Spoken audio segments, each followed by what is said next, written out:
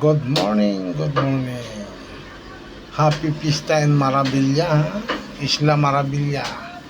Kaya dito yan sa kay Mama Huling sa Marabilla at pista ngayon. At yan po yan po may mga bisita na at saka mga kapatid ko kumakain na po yan.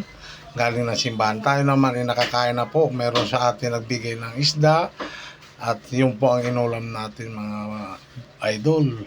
Yung iba naman, yan po, may mga bisita na, mga kumakain na. At hindi po natin na-videohan yung ano nila yung handa. May lechon din po yan sila.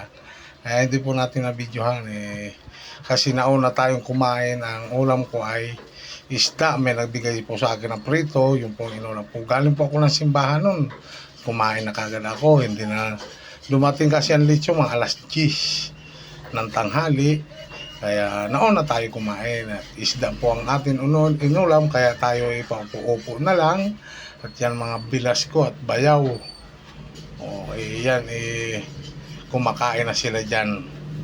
Mga kapatid ko at may mga bisita na kumakain na rin. Diyan po ang mama ko sa dito lang po yan sa Isla Marabilla. Happy Pista po at sa mga bisita, shout out sa inyo dyan, lahat ng mga bisita kung taga saan man kayo sa lugar dyan sa Labisaris Northern Samar mga idol. Kaya dahan-dahan lang po tayo at sobrang init.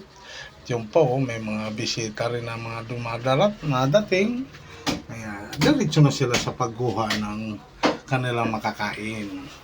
Open naman po yan pag pista, kahit sino pong pumunta at makakakain po kayo dito sa pistahan ito. Yan po may mga lamisa naman po dyan.